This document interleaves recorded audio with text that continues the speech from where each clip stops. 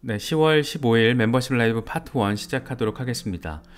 비트코인의 흐름이 조금 아쉽죠. 아쉽지만 그래도 아래쪽을 향하는 힘에 대항하는 위쪽을 좀 돌파해 주려는 그런 힘이 또 느껴지고 있어서 27,000달러를 사실 한 방에 뚫어주고 거기서 이제 지지까지 받아주면 그게 제일 베스트인데 그건 좀 지금 어려운 상황이 이어지고 있습니다. 그래서 27,000달러 돌파 테스트가 지속적으로 이루어지고 있다는 점은 반가운 부분이지만 27,000달러에 대한 안정적인 지지를 보여주지 못하고 있다는 것은 여전히 좀 아쉽게 느껴지는 부분이다. 그럼에도 불구하고 몇 가지 긍정적인 메타들이 지금 시장에 들어오고 있기 때문에 그런 부분들이 비트코인의 흐름에는 긍정적으로 작용을 하고 있다. 뭐 이렇게 좀 바라볼 수 있을 것 같습니다.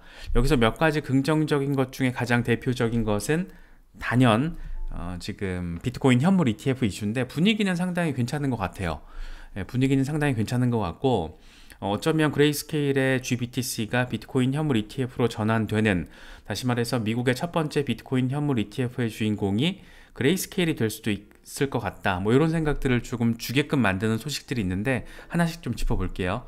일단 공포 탐욕지 수준 하루 전보다 2포인트 빠졌습니다. 그래서 다시 중립 단계에서 공포 단계로 살짝 빠진 모습 우리가 볼 수가 있고, 비트코인 도미넌스 같은 경우에는 큰 변동폭 없이 50.8, 50.9 이 정도에서 지금 오르락 내리락 하면서 횡보하고 있는 상황이 지속되고 있습니다.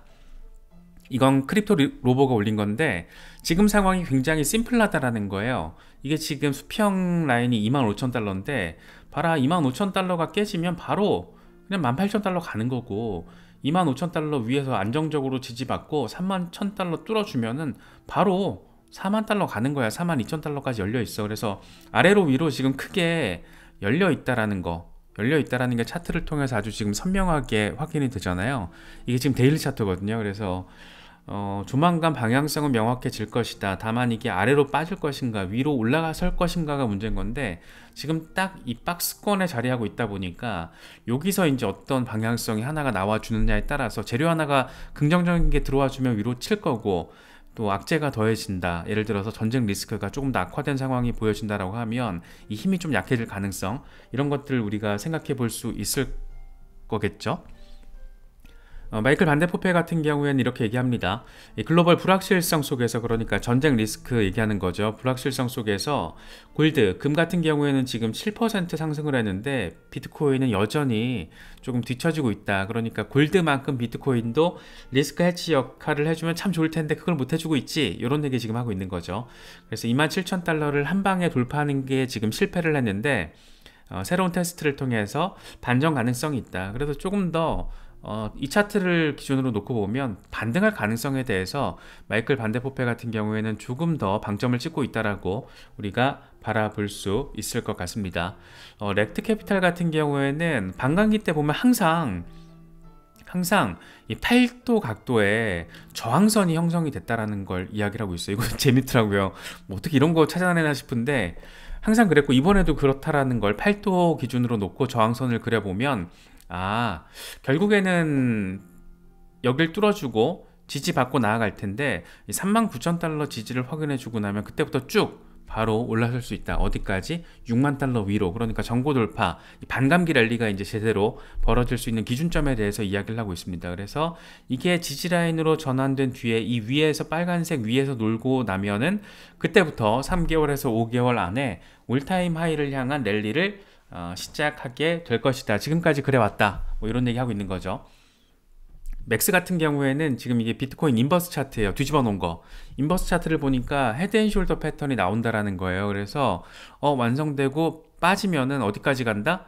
7만 달러까지 넥라인 테스트를 잘 마치고 나서 패턴대로만 움직여주면 7만 달러 목표로 랠리가 가능하다. 이것도 지금 비트코인 반감기에 근거를 한 어떤 기대감이 깔려 있다라는 거 우리가 느낄 수가 있습니다. 지금 몇 가지 호재성 재료들이 들어와 주고 있어요. 들어와 주고 있는데 그 중에서 한 가지가 이제 페라리가 이번에 미국 지역을 대상으로 암호화폐 결제 지원을 하겠다라는 내용을 공식적으로 발표를 했습니다. 네, 이 암호화폐 결제 서비스를 구현하는 파트너는 비트페이, 이 비트페이와 파트너십을 맺은 거고, 비트코인과 이더리움 그리고 USDC가 들어간 건 이제 미국에서 가장 활성화된 스테이블 코인이라는 측면에서 이제 해석을 할 수 있겠죠. 그래서 일단은 미국 시장에서 암호화폐 결제를 지원을 하고 내년에는 이제 유럽 시장으로도 확대할 방침이다. 이렇게까지 얘기를 하고 있어요. 그러니까 페라리 같은 경우에는 이미 이 시대적인 흐름, 트렌드를 지금 이해를 한 거죠. 그러면서 하는 얘기가 이번에 이런 결정을 내린 것은, 그러니까 암호화폐 결제를 지원하게 된 것은 이 다수의 고객들이 암호화폐를 보유하고 있고 또 시장과 딜러의 요청에 따른 결정이다. 이렇게 얘기를 하더라고요. 그래서 일부는 암호화폐로 부를 쌓은 젊은 투자자들, 흔히 말해서 MG, 영앤 리치 말하는 거죠. 일부는 또 포트폴리오 다양화에 나서는 전통적인 투자자들. 이게 참 무서운 것 같아요. 전통적인 투자자들도 포트폴리오 다양화 측면에서 뭐 주식, 부동산 그런 하나의 포지셔닝으로 암호화폐를 지금 대상으로 하고 있다라는 거. 이게 또 인미 포인트고, 또 하나는 역시나 젊은이들, 암호화폐로 부를 축적한 젊은이들이 충분히 암호화폐 결제를 활용해서 이런 고급 차량을, 슈퍼카를 살 의향이 있다라는 게 나름 내부적으로 이제 판단이 섰기 때문에 이런 전폭적인 결정을 내린 거고, 일단 미국 시장에서 하고 내년에는 유럽 시장으로 한다. 뭐 이런 얘기들을 페라리가 이번에 밝혔습니다. 비트코인 채택, 암호화폐 채택의 측면에서 굉장히 긍정적인 부분이라고 할 수가 있고, 또 한 가지 결정적으로 우리가 지금 기대하고 있는 시장의 반등 재료는 단연 비트코인 현물 ETF 출시 여부라고 할 수가 있습니다. 이번에 미국 SEC가 그레이스케일 사건과 관련해서 항소를 진행하지 않기로 했습니다. 지금 법원이 그레이스케일이 낸 소송에 대해서 미국 SEC는 다시 심사를 진행해라, GBTC를 비트코인 현물 ETF로 전환을 시키는 게 적절한지에 대해서 다시 한번 심사를 진행해라 라고 지금 법원이 명령을 했고, 여기에 대해서 SEC가 항소를 안 하기로 한 거예요. 일단 긍정적이죠. 그래서 지금 그레이스케일이 어쩌면 미국의 첫 비트코인 현물 ETF의 주인공이 될 수 있지 않을까, 그런 얘기들이 지금 나오고 있는 겁니다. 제임스 세이파트가 얘기한 건데, 그레이스케일과 SEC의 협상이 이제 다음 주부터 본격적으로 시작이 될 것이고, SEC는 2주 안에 새로운 답변을 제시할 가능성이 높다. 여기서 새로운 답변이라는 거는 뭔가 더 추가로 요구를 하든가 아니면 긍정적인 어떤 시그널을 주던가 이런 거겠죠. 아니면 덜컥 승인을 해버리던가. 그래서 지금 그레이스케일 이슈가 꽤 긍정적으로 시장에 강력한 메타가 될 수 있다라는 점, 그런 부분들이 조금 강하게 정서적으로 깔려 있는 모습입니다. 그래서 SEC가 일단 항소 결정을 하지 않았다라는 거는 이 사건이 대법원으로 갈 가능성은 없다라는 얘기가 되다 보니까 지금 미국에서의 비트코인 현물 ETF 첫 번째 주인공은 그레이스케일, 뭐 이런 얘기들이 지금 나오고 있는 겁니다. 그리고 그레이스케일에 이어서 또 한 가지가 지금 아크인베스트가 주목을 받았잖아요. SEC 요청에 따른 새로운 수정안을 SEC에 제출을 했는데, 여기에 이어서 지금 인베스코 갤럭시도 SEC의 의견을 반영한 신청서를 업데이트해서, 그러니까 SEC가 요구한 내용들을 업데이트해서 신청서를 다시 제출을 한 겁니다. 그러니까 대부분 기관들이 지금 SEC의 의견을 반영하고 있다라는 점을 우리가 느낄 수가 있고, 제임스 세이파트가 이런 얘기를 해요. 아크인베스트의 비트코인 현물 ETF가 1월 10일까지 출시될 확률을 우리는 90%로 예상을 하고 있다. 재밌죠? 지금 뭐가 언제 튀어나올지 모르겠는데, 지금 그레이스케일이 제일 먼저 첫 번째 선수가 될지, 아니면 제임스 세이파트가 얘기하는 아크인베스트의 비트코인 현물 ETF가 1월 10일 정도에 정말 90%의 확률로 출시가 될지, 어떤 게 1등 첫 번째 타자가 될지는 모르겠지만 굉장히 구체적이고 꽤 긍정적인 지금 전망과 예측들이 나오고 있다는 거 우리가 좀 느낄 수가 있죠.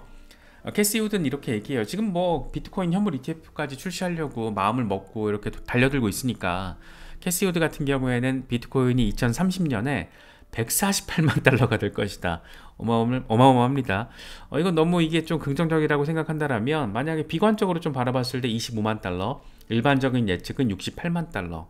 비트코인 같은 경우에는 좀 길게 약간 뭐랄까, 이 노후자금 비슷한 개념으로 가지고 가도 좋지 않을까, 뭐 그런 생각을 좀 갖게 만드는 부분이 아닌가, 뭐 그런 생각이 좀 드는 그런 멘트였습니다. 어쨌든 돈나무 언니 같은 경우에는 굉장히 긍정적으로 지금 비트코인에 대해서 전폭적인 숫자들을 제시하고 있고, 본인 스스로도 비트코인 현물 ETF 가지고 돈을 벌어 보려고 지금 열심히 노력을 하고 있다. 뭐 이런 부분들 정도 우리가 체크를 하면 될 것 같습니다. 그래서 지금의 어떤 메타나 이런 흐름이 굉장히 재밌어요. 굉장히 재밌게 진행이 되고 있고, 이제 페라리가 저렇게 들어오면, 그러니까 명품 브랜드들이 암호화폐 결제를 할 가능성이 더 확대될 가능성이 높은 이유는 이런 거거든요. 다른 거 없습니다. 그냥 돈을 많이 쓸 수 있는 소비에 대해서 관심도가 높고, 소비를 통해서 자신의 존재감을 드러내는 어떤 그런 흐름이 굉장히 강한 게 지금 MZ라고들 얘기하잖아요. MZ세대라고들 이야기들을 많이 하는데, 이렇게 젊은이들이 암호화폐로 부를 축적한 젊은이들은 암호화폐를 통해서 명품을 소비할 의사가 분명히 있다라는 거죠. 그래서 페라리는 이제 뭐 시작이라고 보면 될 것 같고, 페라리를 비롯해서 뭐 여러 가지 슈퍼카 브랜드들, 그리고 명품 브랜드들, 이미 뭐 명품 브랜드들 같은 경우에는 NFT라는 굉장히 섹시한 아이템을 자사의 제품을 백업하는 그런 수단으로서도 활용을 하고 있잖아요. 그러면서 구찌였나? 구찌가 NFT와 실물 상품을 연계시키는 어떤 상품을 출시했을 때 그때 나왔던 분석들 중에 하나가 그거였어요.